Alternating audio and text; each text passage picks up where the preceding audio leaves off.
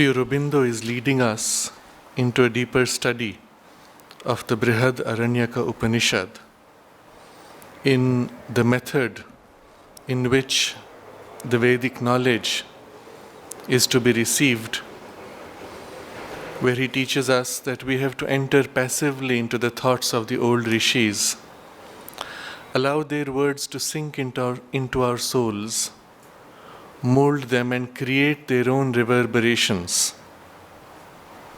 and in soul to respond, to vibrate in answer to the Vedantic hymn of knowledge, and let that response gain clarity, intensity, and fullness. And this is the method Sri Aurobindo has followed as he leads us into the deeper sense of this. And we have already seen that it is possible to approach such a verse with an intellect, but we will only catch its superficial forms. We are intended to approach these verses with the intuition. And the intuition first identifies, experiences, and from within knows in identity. And it is thus that Sri Aurobindo, bit by bit, is taking us into the specifics of this first verse. We have seen broadly we can divide this verse into 4 sections. The first is where we have the emergence out of the unmanifest, turning to manifestation. Ushava ashvasya medhyasya shira. Dawn is the head of the horse sacrificial. And this cosmic horse, Sri Aurobindo describes, is the divine power, not in its essence, not in its abstraction, but a power moving to manifest into matter and form. But this is the first impulse, emerging out of unmanifest, turning to manifestation. The next movement elaborates on the means, the method of entering to manifest and take form. Suryash chakshur vatah prano vyatamagnir vaishvanarah samvatsara atmascha asya samvatsara atma ashvasya medhyasya. The sun is his eye, his breath is the wind, his wide open mouth is fire, the master might universal. Time is the self of the horse sacrificial. And at this point, the means by which the formless casts itself into form, has been described. Each of these steps or powers or instruments to manifest are Vedic deities. Usha, as the head of the horse sacrificial, is the goddess of dawn. Then comes the sun, the eye of truth, which sees what it wants to become. And then the wind, life force, is the breath which infuses itself into what is seen. And then Agni, as a universal power to create form, is the third step and is the wide open mouth of the horse. At this point, we are only seeing the head of the horse. We have not yet seen the body. But this head has already turned to manifest and leans upon the means to manifest, which is this power of Agni. But who is manifesting? What is the essence, the soul that is turning to form? And that is completed with time is the self of the horse sacrificial.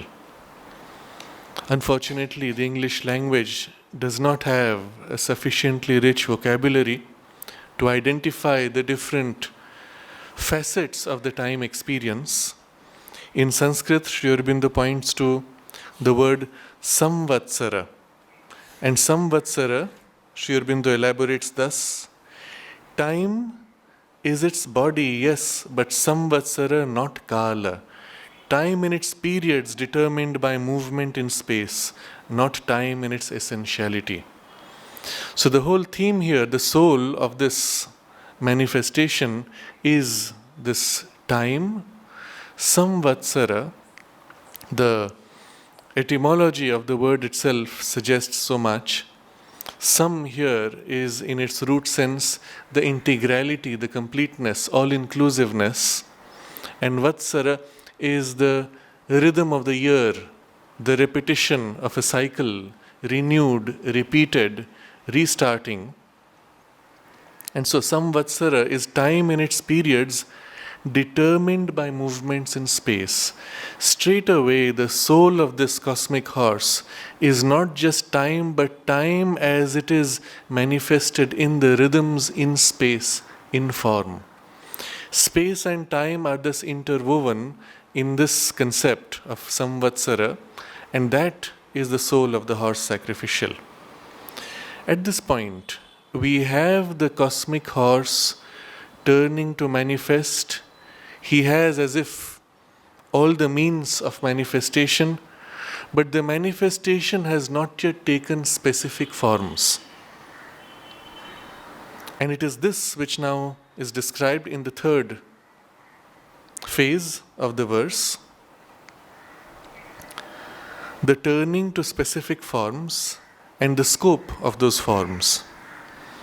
Dyauha prishtham antariksham udaram prithivi pajasyam dishah parshava avantara disha parshava ritavo angani masanscha ardhamasanscha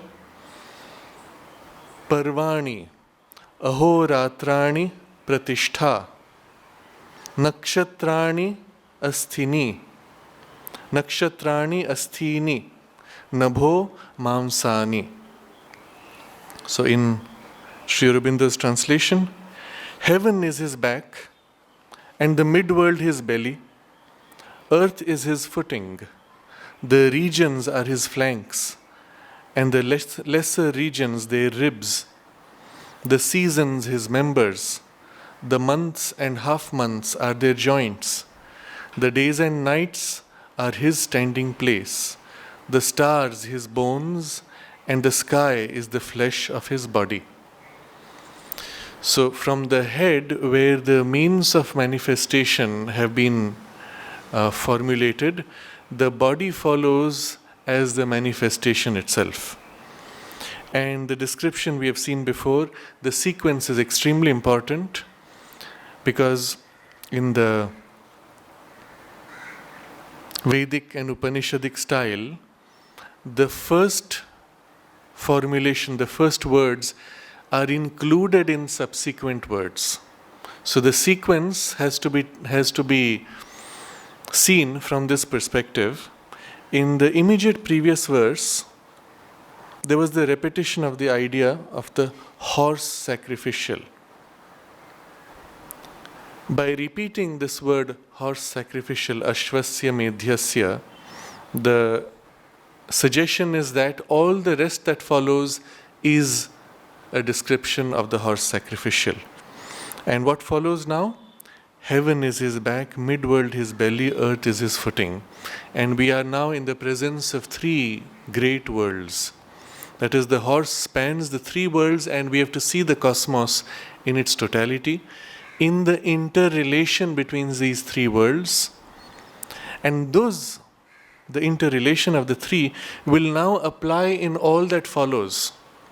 Now, strictly speaking, every single word that will follow hereafter should be seen in its application to the heavens, the realm of the mind, in its application to the midworld, which is the realm of the vital energies, and in its application to the material world, which is the base, the footing of the horse. So everything that follows can be seen on all three levels and their interaction. So if one went deep into the symbolism, one would get a very rich body of knowledge and experience. But here we see these three domains and their roles. Subsequently, it is in the heavens, that is on the back of the horse, that the various forms of beings manifested are carried. In the belly is where the digestion will take place and the processing of the food, the nourishment, and the emergence of forms which will follow. And then earth is the footing where everything rests, grounds itself in materiality and the rigidity of material form. So, having described the three worlds, the sides, what is the nature of the world? The sense of expanse, the turning around in different directions, and these are the regions. The regions are his flanks, the sides of the horse, cosmic horse, and the intermediate regions, the ribs, which give fixity. We discussed these last time. The seasons, his members. The months and half months are their joints. So we saw last time how, as the horse moves to manifestation, in sequence the limbs are revealed. And the different members follow in sequence, suggesting the cyclic movement of manifestation. We have seen in the broadest sense the cycles of the Mahayugas and the Yugas, but here in the immediate perception of the human consciousness looking up to the horse, it is the seasons of the year which follow the same pattern. There is the spring which has this birth of life, of form, and this outward movement of life energy, and then subsequent cycles in which that movement begins to flag, and in the last cycle the movement goes into deep rest, reabsorption, assimilation, preparation for the next birth, and the renewal in the next cycle. But the sequence is important. The seasons as members, and immediately after, the months and half months are the joints. And we saw last time, the seasons are set by the cycle of the sun, whereas the months and the half months are set by the cycle of the moon. And therein we have many suggestive symbols. The relationship between the sun and the moon first. The sun is the truth. It is the light. It reveals itself by its own means. The moon, on the other hand, does not have its own light. It reflects the sun's light and is generally used in the Vedic symbol as a reflection of the mind, the emotional mind in particular, which mind, turning to the senses, can see only the reflections of the truth. It cannot see the truth itself. Mind as a power can reflect the light of a higher truth, but is not itself able to see truly. So the power of the intellect can be seen as a reflected light of the intuition or the supramental light, which carries its own knowledge. But here in the mind, the reflection is all that we are able to capture. And that also turns towards the senses. So the moon sets the rhythms of the month and the half months. And we saw the important distinction between both. The months set the rhythms as the sun moves through the entire zodiac. And we have the 12 months. But the half months are the cycles within the months where the life force expands and contracts in the waxing and the waning of the moon. And we saw how this is deeply connected to the life energy in the earth's processes. The cycle of the solar cycle starts a new rhythm of consciousness, but the lunar cycle activates it in life force. So the seasons, his members, the months and half months are their joints. And the joints are what make the members capable of movement. And that's how you see the activation of the lunar cycle as an activation of the energy, giving it dynamism, movement, and rigid base for the movement. And then finally we come to the narrow focus. The days and nights are his standing place. In the here and the now, the horse the cosmic horse is resting. Except that there is a continuous movement. So at every moment where he stands, it is only for a brief moment before he moves to stand in the next, and the next, and the next, in the unfolding. But at any given moment, he is there, and the base is here and now, in the day-night. The day-night together, we have seen, are the combination which is the nourishment for the soul. The Vedic image is of two mothers, the dark mother and the bright mother, who alternatively suckle the child, which is the human soul in evolution. And the human soul must pass through these alternations of light and darkness. Again, there are multiple suggestions. At the level most obvious, it is the activity and then the rest. At a deeper level, it is the outgoing movement when light reveals the sensory world, and then the indrawing movement when the consciousness turns to the inner domains and the sense world is settled in darkness. A still deeper symbol is of the need for the duality of experience, the happiness and sadness, the pleasure and the pain. And by alternating between these extremes of duality of life, experience, of phenomenon, the soul gets its most rich, complete nourishment. But this is the moment, this is the focus of the forward movement of the horse, of the worlds. And then, the stars his bones and the sky is the flesh of his body. And Sri Aurobindo had commented on that, we have already seen the commentary. But at this point, when we look at the picture of the horse as it has been set before us, we have the broad form of the body, and yet we do not see the insides. And it is the insides which are now described. The stars his bones and the sky is the flesh of his body. And these are the two things which provide the rigidity and the flexibility. And the two together make for the materiality, the substantiality of the horse. We saw also last time that the way the horse is described, the highest spiritual realities are seen in the external form, whereas the material truths are seen in the internal description of the horse's internal organs. And this is because the horse is described from a sight that sees from above, where the realities most vivid are the spiritual, and the physical processes and forms are seen as phenomenal and secondary. But now with this last step, we are bridging the two. The inclusive spiritual truth before it moves to the very exclusive, narrow specificity of the forms and processes. And here the completeness of the body of the horse is attained, the bones and the flesh of his body. The stars suggest here the fixity, the permanence. The word used is nakshatrani. In Sanskrit, nakshatra means the unmoving.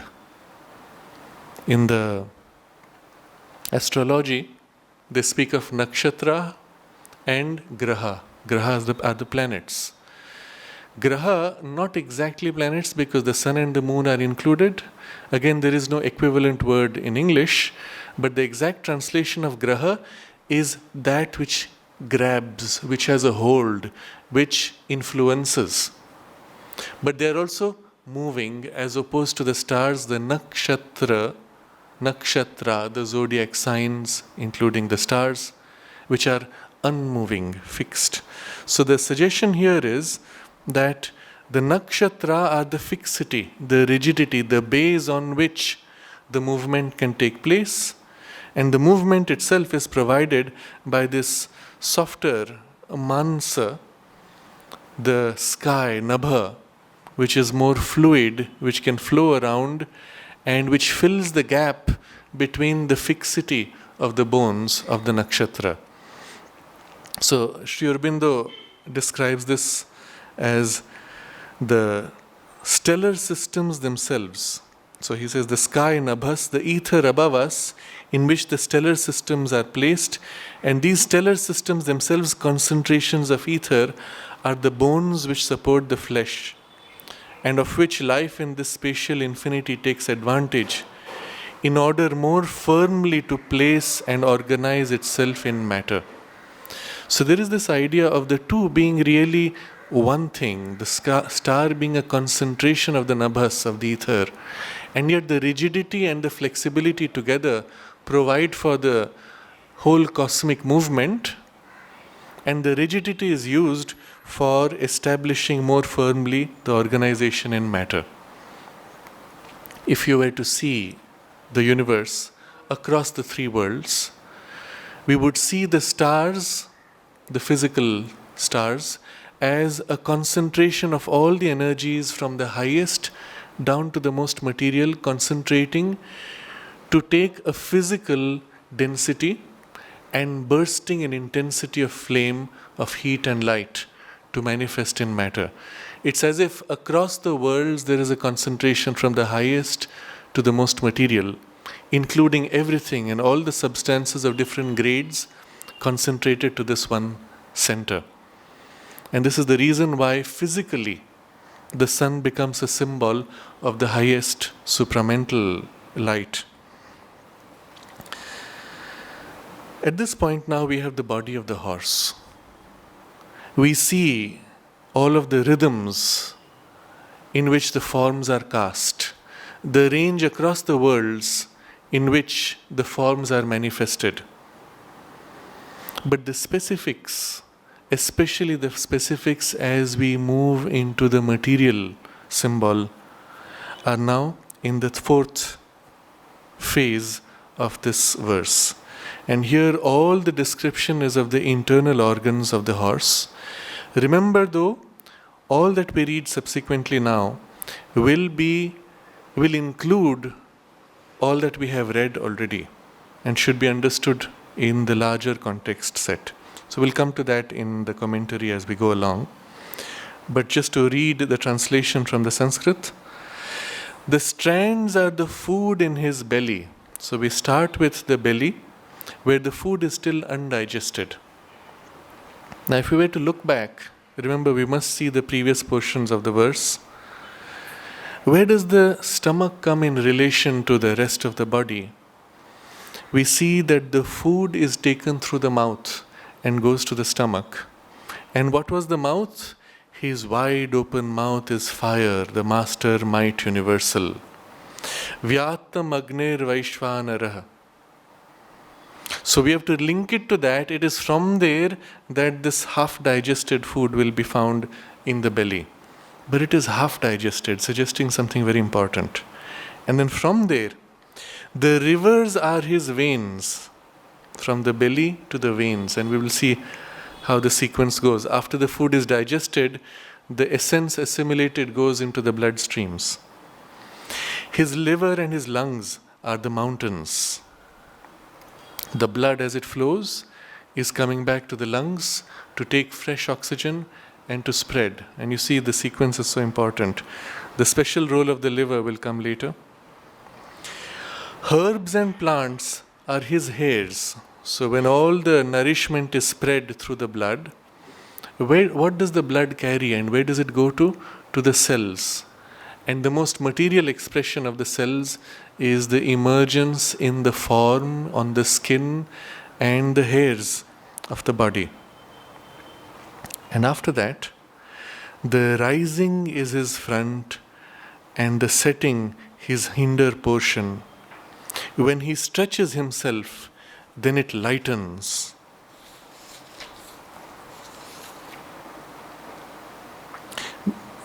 When he shakes his frame, then it thunders. When he urines, then it rains. Speech, verily, is the sound of him. Now this is the whole fourth portion, which we will take up bit by bit with Sri Aurobindo's commentary.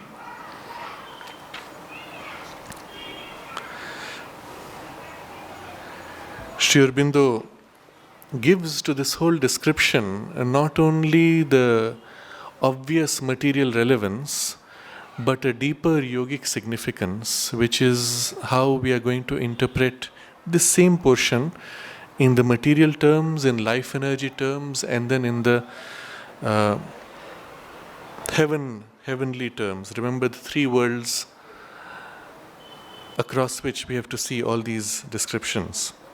So Sri Aurobindo takes a brief look at the material form, doesn't dwell too much on it, and moves on to the higher sense of it. We read from his commentary now.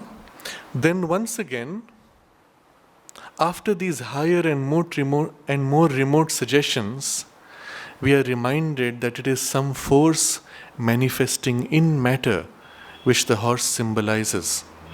The material manifestation constitutes the essence of its symbolism. The images used are of an almost gross materiality. Some of them are at the same time of a striking interest to the practical student of yoga, for he recognizes in them allusions to certain obscure but exceedingly common yogic phenomena. The strands of the rivers are imaged as the undigested food in the horse's belly. Earth not yet assimilated or of sufficient consistency for the habitual works of life. So briefly, he is giving you an indication of what this is. We will return to these later for a deeper exploration. But in the very act of pointing to what this means, he is indicating so many more things which we will explore later. But the key idea here is earth not yet assimilated or of sufficient consistency for the habitual works of life. In other words, there is a transition. Something is taken in which is still very rarefied, very subtle. It does not yet have the consistency for a solid, resilient base. And it is this which is the undigested food in the stomach. In the physical symbol, these are the strands of the rivers. When we see a large river and try to trace it back to its origin, the origin is always found to be a relatively small stream. And yet the river later on is so large. Where does all that water come from? If you were to trace back the Ganga, the Gangetic Delta, as it is called, spreads out across several hundred kilometers as it enters the sea. Before that, before it becomes a delta, it is this huge river which in some places can be up to a kilometer wide. But when you go back to its origin in Gangotri or all the way to Gomukh, it is a tiny stream emerging from a cave, from under a glacier. Where did all that water come from? And we see as the main stream flows down, small tributaries join in and merge into her. Each of those, and we describe 5 special tributaries for the Ganga in particular. Each of those has a special name and a special quality of consciousness which all merge to form the main Ganga. And yet, that main Ganga is not seen to be emerging from 5 sources. She has one source in Gomukh, where the primary spiritual character of the river has been defined. So we see in this symbol something quite suggestive, that although a river has an origin, it has many strands which come, but the strands themselves are not the thing.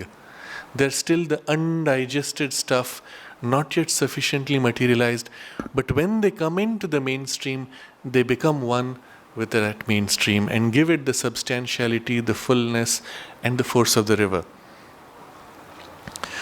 So, earth not yet assimilated or of sufficient consistency for the habitual works of life is the undigested food in the horse's belly.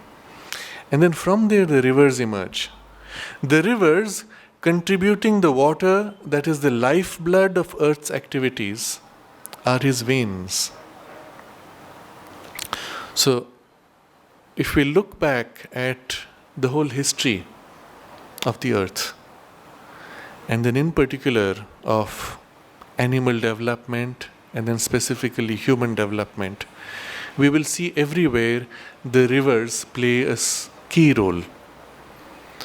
Where there are no rivers, there are no established civilizations. All great civilizations you will see in history develop on river banks. Along river banks, you see a series of focal points for the civilization as it grows and develops. And this is because rivers play this role of distributing the water that is the lifeblood of Earth's activities. Now you may consider, what does this mean for a cosmic horse? Here we are talking of a symbol which is only material Earth. But why does a cosmic horse have to have earth rivers? Because the Earth, after all, is just this little planet, and the cosmic horse is the whole universe. We could perhaps say, yes, it also applies to other planets which would have their own rivers. Even in planets which don't have water, they would have liquid methane or some other substance which will be the equivalent of the rivers. But still, that's not satisfying enough. When we review the full scope of the cosmos across the three worlds, then now suddenly the river has a greater, deeper meaning. The river is this stream of life energy. Remember, Sri Aurobindo says, distributing the water that is the lifeblood of Earth's activities. So the life stream in the vital world now suddenly has a very different meaning. When we look at the nature of the vital world, it is primarily a world of energies. You will remember Sri Aurobindo describes it earlier. He says, rising in soul into the air above the earth, the antariksham, they thought they came into contact with other sevenfold earths, in which just as here matter is the predominant principle, so there nervous or vital energy is the main principle. This is the domain of vital energy, and vital energy flows in streams. Where the stream pools to form a kind of a stable whirl, it is still flowing as a flow of energy. And the flow can break and flow on or whirl for a while, and out of the whirl flow out again, but it is always flowing energy. So in a way, one could say the vital world is the world of streams of energy, streams of force, streams of consciousness. Rivers, in other words. It is the world of rivers. If we go higher up into the mental worlds, there similarly you have currents of mind substance, of thought forms, of thought energies. The primary nature is thought substance, but they still have currents flowing. So everywhere across the three worlds, there is this movement of currents which carry life energy. In their most material form, we see them as rivers of water on the earth, but in their less material form, even in matter, we see them as currents of the wind, which bring the rains, which bring the moisture, and in a way they are still the equivalent of rivers flowing more freely in the domain of less substantiality of the air.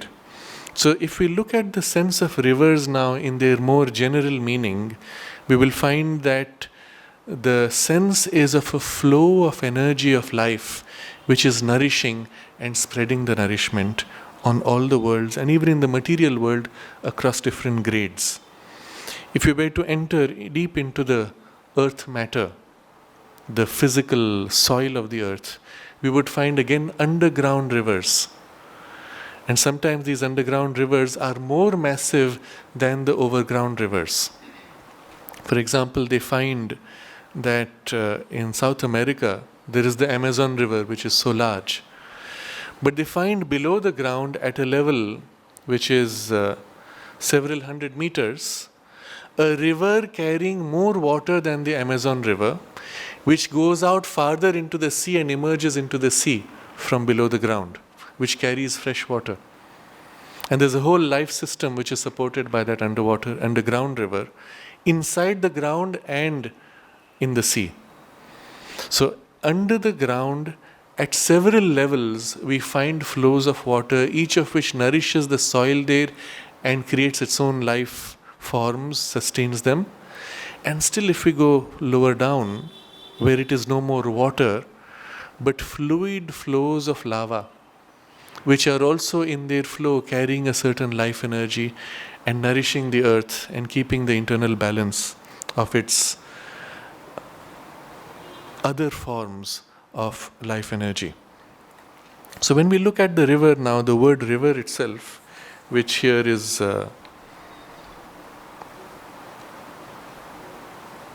Sindhavo. Sindhu is the river, Sindhavo, the rivers. We have to see the deeper sense of the flow of nourishing life energy. The rivers distributing the water, that is the lifeblood of Earth's activities, are his veins. Now we'll extend this a step further. In the life world, not only on physical Earth, but across the planets, but even across space, are these gigantic life currents which flow. And they are the veins of life energy spreading in the whole universe. But they have their equivalent in the material domain also. One of the erroneous ideas which early exploration of space gave and which has remained imprinted in our textbooks and therefore in the popular mind is of space as barren and empty. This is completely wrong. The reality that we discover now is that this so-called empty space is seething with huge amounts of energy and force and material. In the region immediately around the sun, that is extending through the whole solar system, we find gigantic currents thrown out from the sun. Each time on the sun, there is some physical explosion and a release of gas and matter. It rushes out at an enormous speed, which from the sun to the earth takes about several hours to reach, and that is a huge speed for 93 million miles. And it reaches the earth and blasts against the earth. If the earth did not have a magnetic field to protect it, that solar wind would have burnt up the whole earth's surface. The radiation would have destroyed all the life. It is the magnetic field of the earth which protects the life and deflects the solar wind as it blasts across the earth, deflects it around so that it can move further. And here, the deflection of the solar wind as it grazes past the magnetic field creates ripples in the magnetic field of the earth, creates what are called the northern and southern lights in the sky. There's a brightening and the movement of very beautiful patterns of light. When that solar wind is intense, we can even see those patterns near the equator. How far does that wind go? All the way beyond the last planet, beyond even Pluto. And in recent exploration, just a couple of years ago, the first man-made crafts have crossed that barrier of the sun's, what they call heliosphere, and opening out in transition to the space which now belongs properly to the galaxy. And the first thing that is discovered there is a huge flux of magnetic fields, again currents of energy, of magnetism, which are alternating rapidly and moving in strange chaotic forms. That chaotic play of magnetic field is held under control within the sun's zone of influence, where the sun's magnetic field predominates. So the sun puts out not only these material of the solar wind thrown out, but the energies of its magnetic currents which flow out across and keep a certain harmony and order in the whole region of the solar system, holding it together, not allowing too much of this chaotic agitation of magnetism.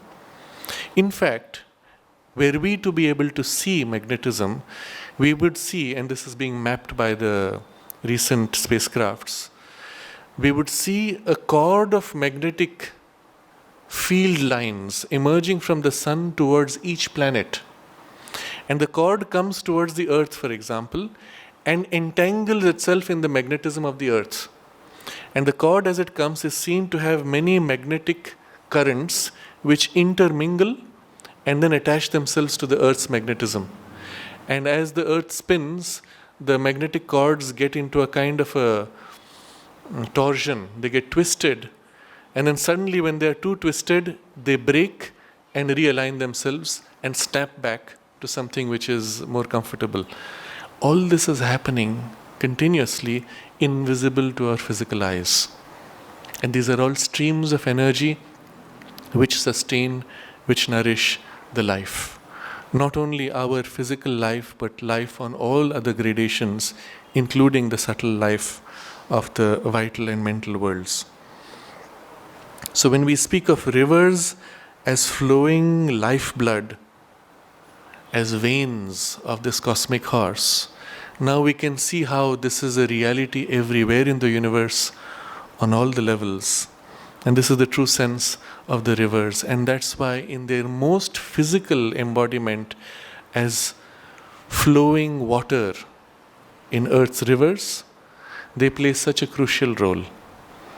They bring not only life through the life-giving waters, but they bring freshness of life. There are civilizations which have tried to settle near oases, near lakes. But the lake is still water. It is not life-giving freshness. It is not new nourishment. And very quickly, those settlements degenerate and remain static. The thriving civilizations have always been on the borders of the rivers because there's a fresh energy that the river brings. It's not merely water supply. There's an energy that flows in the water. And it is this which brings the nourishment to the mind and the heart of human beings, even as the physical water nourishes the body. So there is this churning and freshening of the rivers as they flow, but the rivers also become lines of communication. So across the whole range of the river's journey, you'll find several spots and people traveling across the rivers carrying wood and stones for their construction and so on, down from the mountains. And this is going to be an important part later, immediately after. The mountains, breathing in health for us from the rarer altitudes and supporting by the streams born from them the works of life, are his lungs and liver. So from the river, very smoothly, we make a transition to the mountains. And the two are connected. So what do the mountains do? So first thing he says, breathing in health for us from the rarer altitudes. So the main function of the mountains is this breath from above. And then secondary function, and supporting by the streams born from them the works of life. So there is the primary function and a secondary function. The mountains turning up to bring something down, and then turning down to push downwards. And that's why you have two functions and two organs, are his lungs and liver. So in the symbolism, the lung takes from above and the liver supports this second movement of the push downwards, supporting the life force downwards. We will look at the liver subsequently in terms of its in terms of the Ayurvedic understanding, which gives it a very important place in the life processes of the body. But for now, we look at the two functions in detail. The mountains, breathing in health for us from the rarer altitudes. Physically, of course, this is obvious. You go to the top of the mountain, you have this fresh, clean air. That's the most gross form of the freshness of the higher altitudes. And you get rejuvenated, you feel healthy. But is that all? Is that the only reason because the air there is fresh? What if we pumped oxygen, create oxygen from some machine and breathe in that fresh oxygen, we don't get the same result. The mountain has an effect of invigorating in a way that simple oxygen doesn't do. It's something else that is there. There is a freshness of life force, of which oxygen is the vehicle. So you can create a new oxygen in an industry, but it does not give you the same invigoration. That is why in the old days, when this was very much valued and the modern science recognized the importance of this life force, they used to often create hospitals at the top of mountains. So you went to a sanatorium for refreshing your health generally, and being in the mountain air, you felt rejuvenated while they were doing other things like applying those water packs and other treatments of medicines. So the idea was that there's something there which is of the nature of life force, which is much more important. But this takes us one step deeper. There's still something else which we find unusual. When we go up the peaks of the mountains, we find our thinking also changes. And in the mountains, it is easier to have a silent mind. It is easier to think of higher ideals and our life purpose. Even effortlessly, when we're at the top of the mountain and we look down, there is this wide view, as if the soul looking at the totality of life, a detachment, a freedom, and we feel good and we ask ourselves, if at all we think, it will be asking ourselves questions which have to do with the larger perspective of our life.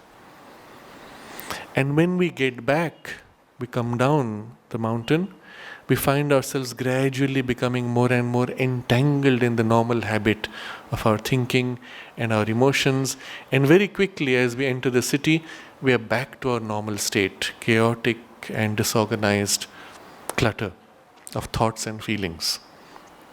Just the fact of going up physically, up the mountain, has this shift. And one of the reasons for that is that those domains are very clear of thought forms. They do not have yet the clutter which human beings normally create in their cities. And this is the reason why many of the yogis prefer to be in those domains, because it makes things much easier.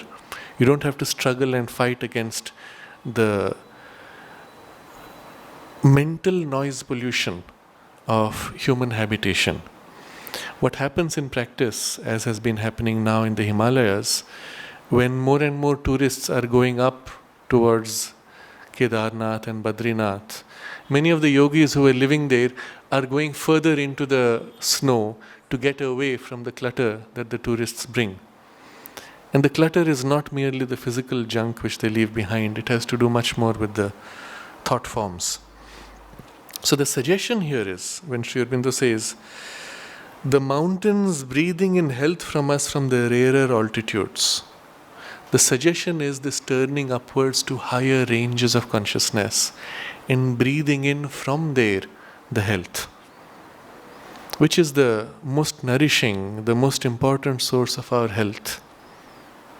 And it is turning to the source above the mind.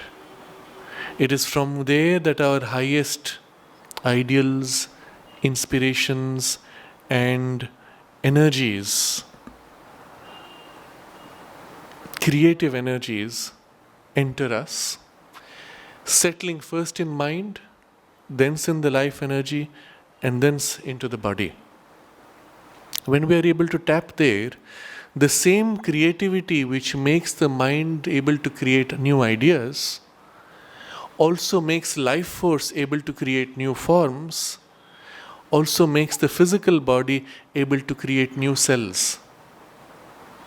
So it is this power to create afresh, to create new, to invigorate, to give life, which is descending in that energy of the creativity. In practice, we see this in human life. As long as our minds open to creativity and our life activities are expressive of creativity, the physical body also tends to be healthy and young. When the mind stops and the life activities cease to be creative and we fall into the rut of mechanical repetition, the body very quickly degenerates, unable to renew itself. Because the fact is, the physical energy is renewed by this descending creative spiritual stream.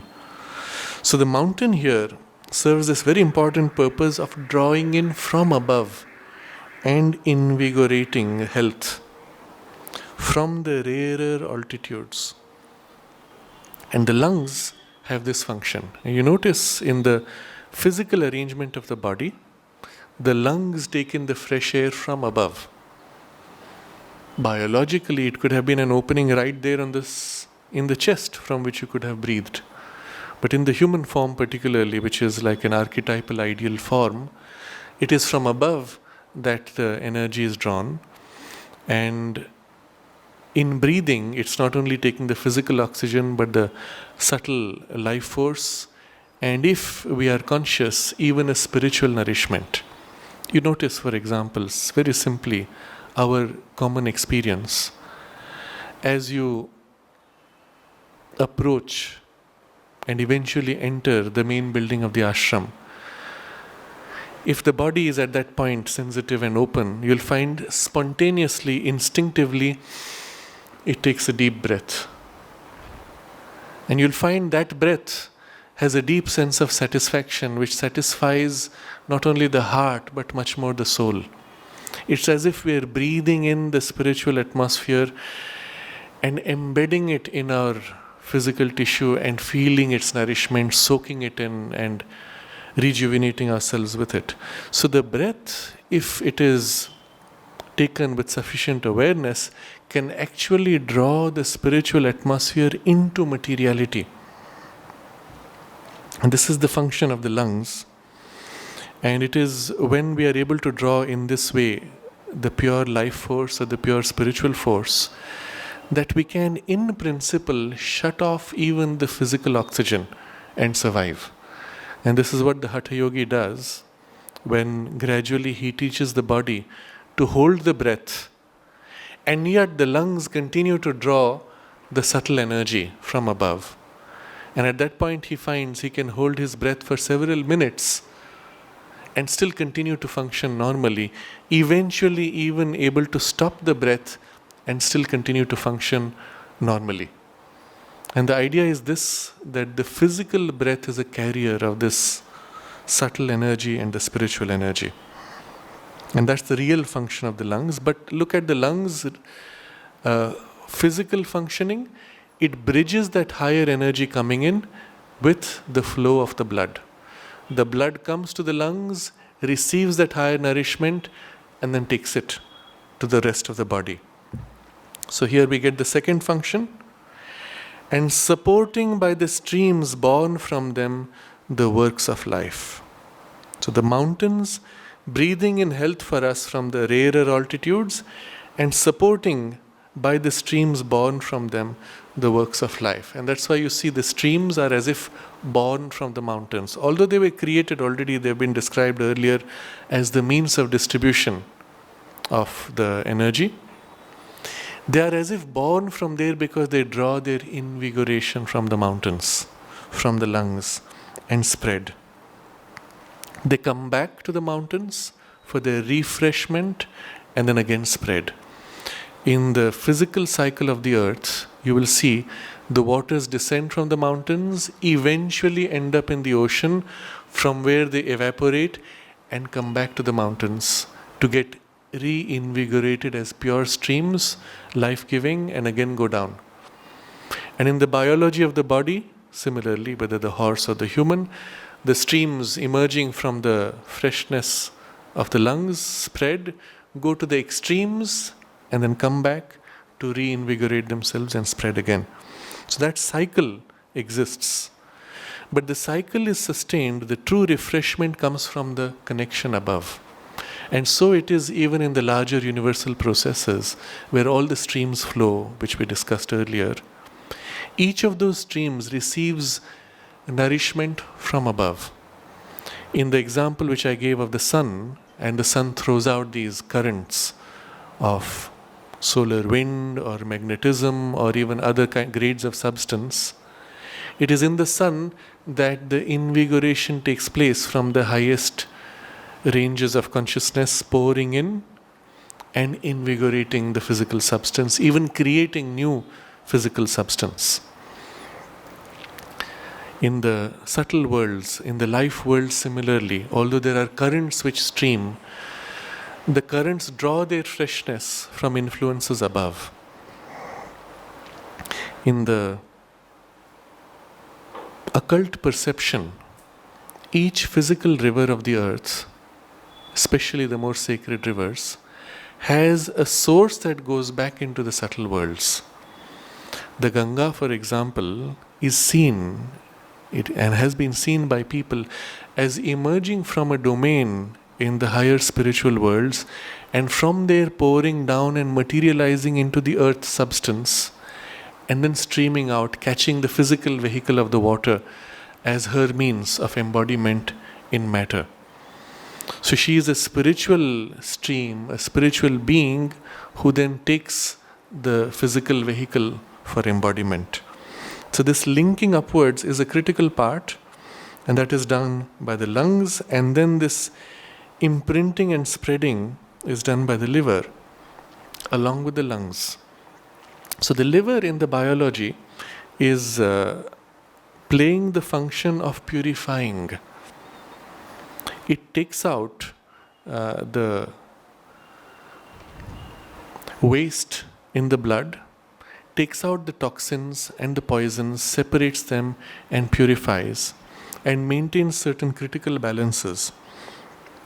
And this is an equivalent function in the subtle body in particular. The liver, or the location of the liver, represents a major center of energy which purifies and brings in the life force, especially creative life energy.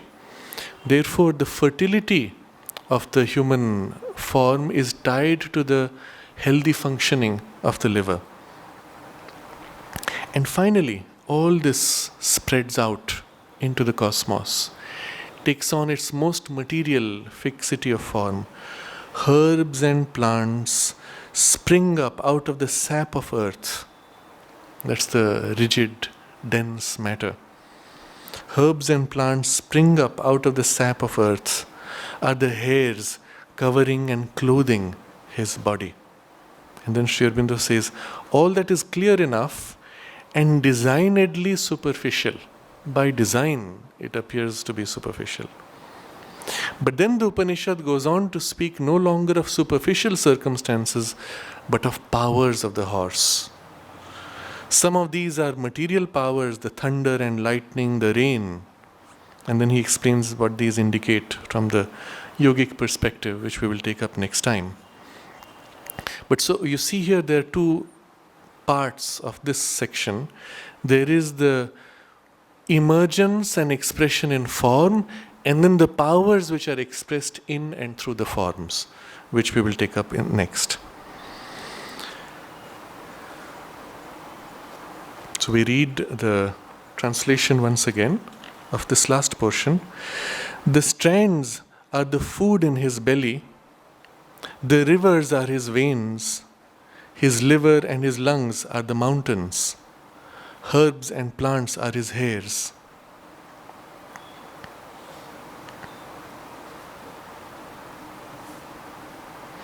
And this is the portion we have just studied. We can reread the whole verse so far for the perception of the totality, and observe in particular the 4 stages of unfolding, and meditate on that for a few minutes. Om, dawn is the head of the horse sacrificial, the sun is his eye, his breath is the wind, his wide open mouth is fire, the master might universal. Time is the self of the horse sacrificial. Heaven is his back, and the mid-world his belly. Earth is his footing. The regions are his flanks, and the lesser regions their ribs. The seasons his members. The months and half months are their joints. The days and nights are his standing place. The stars his bones, and the sky is the flesh of his body. The strands are the food in his belly. The rivers are his veins. His liver and his lungs are the mountains. Herbs and plants are his hairs. The rising is his front and the setting his hinder portion. When he stretches himself, then it lightens. When he shakes his frame, then it thunders. When he urines, then it rains. Speech, verily, is the sound of him.